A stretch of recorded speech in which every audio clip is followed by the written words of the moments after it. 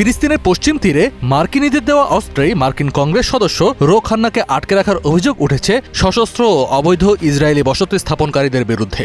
পরে মার্কিন দূতাবাস ও ইসরায়েলি পুলিশের হস্তক্ষেপে তিনি মুক্ত হন।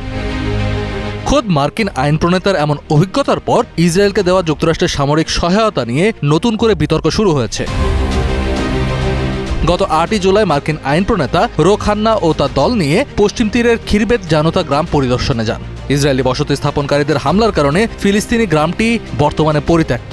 সেখানে পৌঁছানোর পর একদল সশস্ত্র ইসরায়েলি বসতি স্থাপনকারী তাদের গাড়ি আটকে দেয়। রো খান্না জানান, এই সময় বসতি স্থাপনকারীদের হাতে মার্কিন যুক্তরাষ্ট্রে তৈরি M4 অ্যাসল্ট রাইফেল ছিল।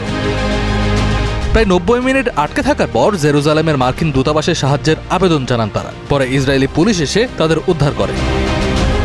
সামাজিক যোগাযোগ মাধ্যমে রো খান্না অভিযোগ করেন, ঘটনার সময় ইসরায়েলি সামরিক বাহিনীর সদস্যরা উপস্থিত থাকলেও তারা বসতি স্থাপনকারীদেরই সাহায্য করছিল। তবে এই অভিযোগ অস্বীকার করেছে ইসরায়েলি সেনাবাহিনী। তাদের দাবি, খবর পেয়ে তারা দ্রুত ঘটনাস্থলে গিয়ে সাধারণ ইসরায়েলিদের সরিয়ে দেয় এবং রাস্তা খুলে দেয়।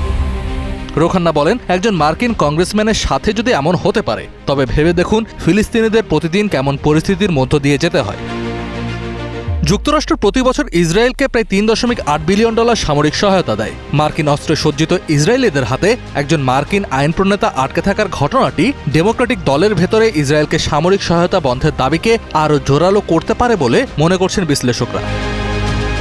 এই ঘটনায় জড়িত ইসরায়েলি বসতি স্থাপনকারীদের বিরুদ্ধে কোনো ব্যবস্থা নেওয়া হয়েছে কিনা তা এখনো পরিষ্কার নয়। তবে সামনেই মার্কিন নির্বাচন থাকায় ফিলিস্তিনিদের প্রতি ইসরায়েলের নীতি ও যুক্তরাষ্ট্রের সমর্থন নিয়ে নতুন করে রাজনৈতিক বিতর্ক জোরালো হওয়ার আভাস পাওয়া যাচ্ছে।